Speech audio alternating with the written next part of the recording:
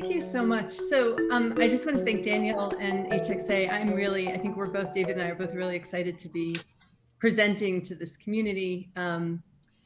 There's so much to talk about. We're going to really, in many respects, barely scratch the surface, but we wanted to kind of give an introduction very briefly to our work, to our institution and its background and just, current work and future plans. But then also, when we're actually going to go back and forth, I'm going to do that. David's going to introduce himself and his work and talk a little bit about, provide some background and context on the theme of diversity in the prison context and the impact of higher ed inside. I'm then going to share just some observations about how the theme of intellectual diversity manifests and present some challenges as well in the world of higher ed in prison. And then David is going to wrap up with some reflections specifically on the theme of morality inside, and then we'll open it up for Q&A. So, and then hopefully we'll all somehow find more ways to discuss these things in greater depth in the future. So first of all, Mount Tamalpais College, we are a relatively new institution, but the college program at San Quentin has been around since 1996. And the background here is a long story, but in the last couple of years, we resolved to become an independent liberal arts college. And so we've been in the process of acquiring accreditation with the association, the accrediting commission rather, for junior and community colleges. And so we are becoming, and our goal is certainly to be a small, outstanding liberal arts college that happens to be located inside a prison that supports a highly diverse community of students and faculty and learning and developing socially, intellectually, professionally, and that creates pathways for students to pursue whatever academic and professional pathways they might choose to pursue. And so part of our motivation here is to spread the word about this work, about our organization, but also about the field of higher ed in prison generally, and to attract a diverse community of academics, intellectuals, thinkers, people, professionals to the field.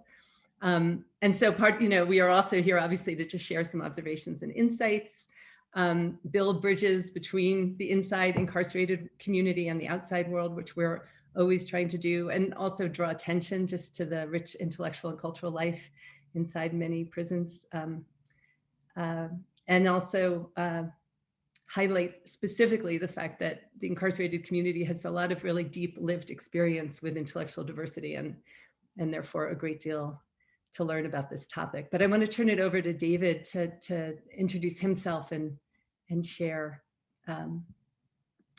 about his work. Thanks, Jody. Hello, my name is David Cowan, and I am the Director of Operations for Mount Tamalpais College. I started with the program in 2003, actually as a student, and in 2009 became the program clerk while still incarcerated, and I paroled in 2011 and continued working with the organization. And now I'm the Director of Operations. And I am also the director of a new organization called Bonafide, which is kind of like a reentry community, more so than a service provider, although we do provide services. And just for a little bit more background about the diversity in prison that Jody mentioned, I think that it's it's really easy to think about teaching in prison and going to teach kind of like this homogenous, group of humanity, and but not remembering that similar to institutions on the outside, people arrive to prison from all across the state. So sometimes people are from very urban environments. Sometimes they're from very rural environments. They have different political views. They speak different languages, and there are differences in obviously race and age, and really ideological. There's a variety of ideological opinions and viewpoints in prison, I think, which can be surprising. And that goes, that reaches to thinking about who is in prison, and it's not just people come from one particular background. We've had people in our program that already had PhDs, like before they came to prison.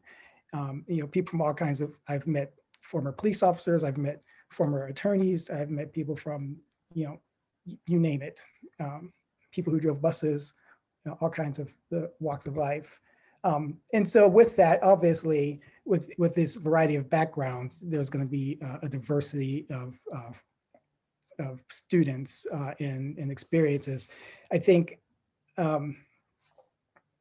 what is, I think unique about prison is that unlike the outside society, is that people are just forced to live together. Like you can't go home and shut your door, or you can't just choose which church you go to, or whether or not you're going to stay in the neighborhood or leave your neighborhood. You're there with everybody, and you're just living together. And so that diversity, I think, can cause some really interesting, it could be expressed in some really interesting ways in the classroom and outside of the classroom. And so I'll talk a little bit more about that later, I think, when we cover morality. But first, I wanted to quickly just talk about the impact of education in prison. And I think I've noticed a lot of different ways that getting a higher education in prison affects people. There are some ways that might seem kind of obvious, like it provides kind of an environment that's a little bit of a timeout from the normal life in prison. You're not just on the tiers inside the buildings, you're not just on the prison yard, but you're in a classroom. And in the classroom, there are expectations and their etiquette and conventions that are required in the classroom. And so it's kind of a timeout in that sense. It can also be a place of safety. I know that we've had some people who came to prison young, and in California, there's a hierarchy in prison, and it's based on what race or ethnicity that you're from. And sometimes, younger people, there are requirements of younger people to be available in ways that may not be safe in some of the higher level prisons. But the classroom has always been a safe space. And also another impact, I think, of education that I want to talk about is that it provides a sense of normalcy. The one thing that I think everybody wants in prison is a sense of normalcy. It's an environment that the people living there have no, they don't control it. They have almost no power except among themselves. And so with that, in the sense of punishment that kind of looms over one's life while they're in there, there's this desire for being normal. I want to go home so that I can live a normal life. I want to be with my kids. I want to be with my parents, and this really intense draw for a sense of normalcy, I think, is there. And education, particularly, I think, as we do it within Mount Tam, where there's an instructor in a classroom, gives that sense of normalcy, and it helps people to realize that they can do that. They can live like a normal life on the outside if they were to get out. And the other way that I think education has an influence on people is that it's a way to expand one's views. I think particularly if people come from, have never left their environment, they're from a very rural environment, or they're from a very urban environment, and they've never left that environment until they got to prison. They are, they have really strong opinions and have never experienced anything else. There's never an opportunity to kind of critically think about other perspectives on the world. And so education is a chance to kind of think critically about other people's experiences and kind of understand how your experience and their experiences can coexist and still, both experiences be different but true. And from there, I'll turn it back over to Jody. Great. A couple of other things I should have also mentioned to everybody, obviously on our, well, not obviously, but our website, mounttamcollege.org, soon to be EDU, has a lot more background information about what we do and from our work inside, how to volunteer or get involved if you're interested. But I should have also mentioned, just to be more specific, that we have normally, when the pandemic is not going on, about 300 students enrolled. And we have a really robust college preparatory program, which almost all students start out in for about the first year. And we're providing an Associate of Arts degree. So just for sort of broader context or detail. So I want to just make a few observations about the prison, further observations about the prison as a social environment. So really kind of building on some of what David just talked about. So as he said, so incarcerated people, first of all, are much more used to being around people from entirely different worlds than most people on many four-year campuses are. I think a lot of people come to college campuses thinking, oh, this is such a diverse community, but not really aware of how confined or how limited the pool of humans is actually culturally or particularly socioeconomically. And prison brings diversity to a completely different level, like he was saying. Another thing which I think is relevant in many ways, also related to what he talked about, is that the stakes of interpersonal conflict in prison are always very high and can even be lethal. And so conflict and confrontation are not things that people do casually or gratuitously. And I think contrary to popular belief, most of social life in prison is really geared towards avoiding or minimizing conflict in order to maintain peace and avoid violence. And I think that has a strong impact on the way people think.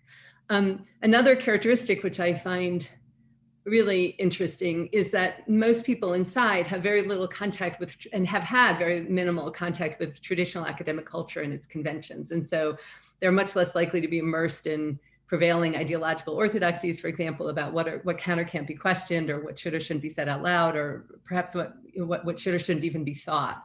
And so I think that also creates, frankly, a much more interesting and sort of, in certain respects, kind of genuine intellectual environment. And then also, in general, the social landscape is really sort of organized primarily around physical safety, group cohesion, spatial boundaries, and territory preservation of property, and respect, right? Those are sort of the guiding sort of principles almost of interpersonal life.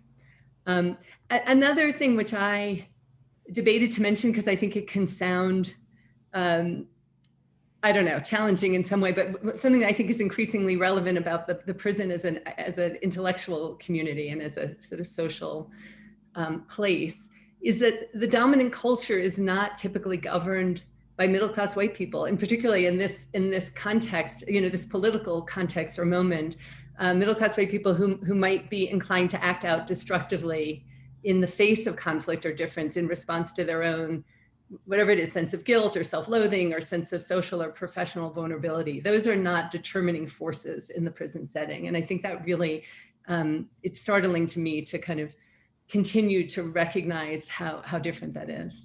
But I've really come to see that as a highly destabilizing social variable in public life. And by the same token, I've also actually come to see that phenomenon as a threat that higher education in prison actually poses to the incarcerated community at a social and cultural level, which I just think would be so ironic for progressives to import social cultural patterns that would function almost like a contagion and kill off like all this local culture. Anyway, another observation I would just mention is that it seems to me anyway that people inside are generally much less inclined to embrace rigid binary categories in general, particularly based on race. Again, and this is the opposite of the way people, the public typically imagines prison, right? And it is a paradox in a way, because racial categories do dominate much of social life in prison.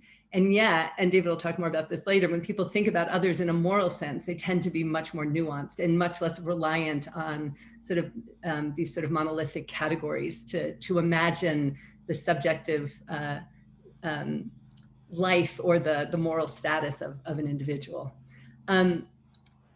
Also, I would say, just related to power in general, power relationships and roles in prison tend to be extremely stark. It's sort of the epicenter of very stark power relationships in the universe. But I would say that the experience of incarceration itself seems to also constantly teach how contingent and contextual both power and vulnerability are. I think also because one never controls one's own environment at all. So anything, everything can just change radically in a second. If relationships between different groups change, or if an individual is transferred from one prison to another, or the demographic makeup of the institution where you are suddenly changes or is different. If you are a minority in the context of the demographics of the institution, that can radically change your experience of the place.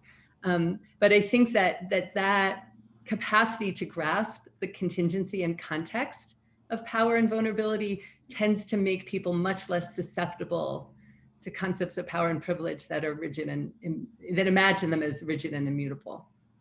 But so I'm just going to shift to just a few issues that manifest specifically in the educational context. And again, I apologize that I'm touching on a lot very quickly, and a lot of the observations that I have grown out of, on the one hand, teaching as I did in the early years in the classroom, but also a lot of conversation with teachers and students about being in school and their experiences in the classroom. A lot of what I have thought about more recently, that I've been thinking about in various contexts over the years, has really related to students reacting to the implicit or explicit political beliefs that teachers or staff might bring, that to them are sort of the premises of everyday life.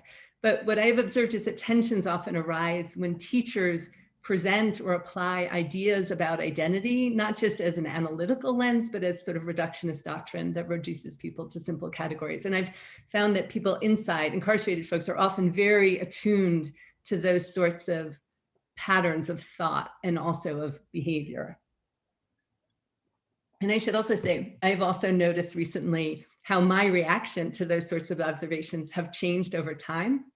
I think in the beginning, I tended to be fairly dismissive if a student came to me and complained about sort of the anti-white content rather of a text, or of an attitude.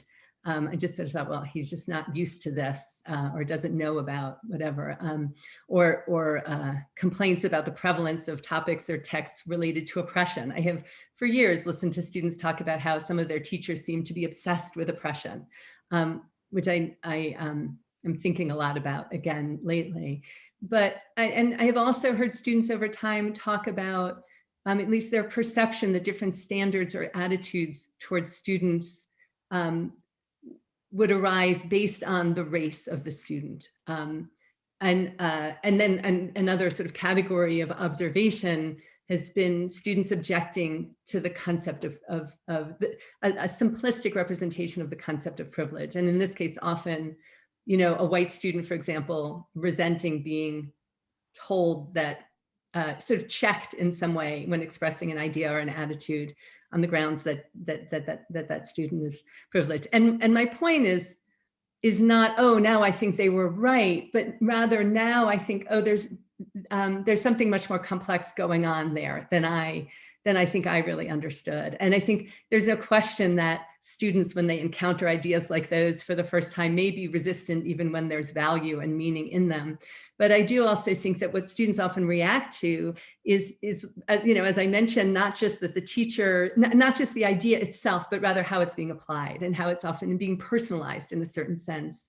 And the student's sensation of being reduced to things, or perhaps seen or not seen by their teacher. I think those are things that need a lot more investigation, sort of how concepts and terms and ideas manifest or spill out into the ways in which teachers and students perceive and relate to each other. And there's so much more to say about that, but I'll just say, yeah, I think the reliance on categories is a big thing. So another area where I see this type of issue arise, thinking, in a sense, failing to recognize the individual student or person, or to have an appropriate level of curiosity in them, as opposed to assuming that one already knows, is when teachers make assumptions, for example, about what students might want or need, or who they are academically or intellectually, primarily even often as a result of their incarceration status. So if a teacher views their student primarily as an object of oppression or as a victim of a state apparatus, which may or may not be true, could well be true, right? But if that's the primary lens or framework through which the teacher perceives the student, first of all, that may be deeply alienating to the student himself, who may not imagine themselves in that way. But it also may be that the instructor then draws conclusions about what texts or concepts or disciplines that student might want or need, what they might consider theirs. And again, my point is not to kind of categorically reject those impulses, because I think introducing people to specific materials that they may identify with in some broad sense is critical and can be powerful and transformative.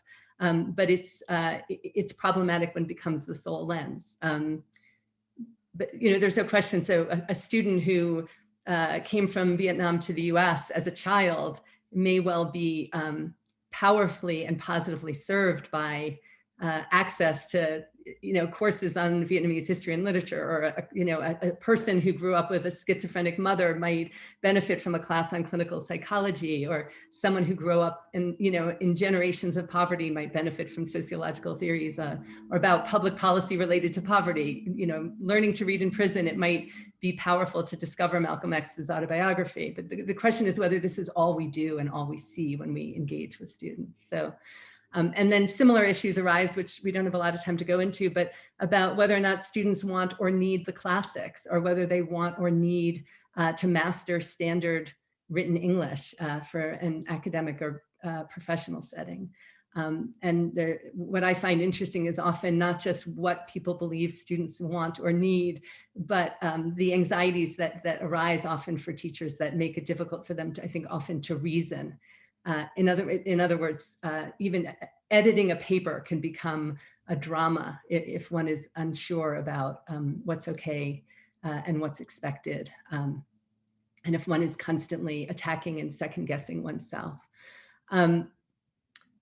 Anyway, so the point being, I guess, that this dynamic of idealization and deference, which arises from a lot of these dynamics and the sort of imposition of categories and simplistic frameworks, can pose a threat to the entire educational enterprise. And I think that, again, I think there's a powerful paradox here, that the teacher should recognize the depth of the student's wisdom. They should approach them with humility and self-awareness, but they need to be able to assert certain standards or expectations constructively and handle disagreement or conflict. Otherwise, I think the dynamic just becomes corrosive to the intellectual integrity of the classroom, and potentially devastating, right, to the student's opportunity to learn and to grow. David, do you want to talk about morality briefly, and then we'll open it up? Yeah, sure. I'll make it fast here. So just really quickly, I think that it's easy.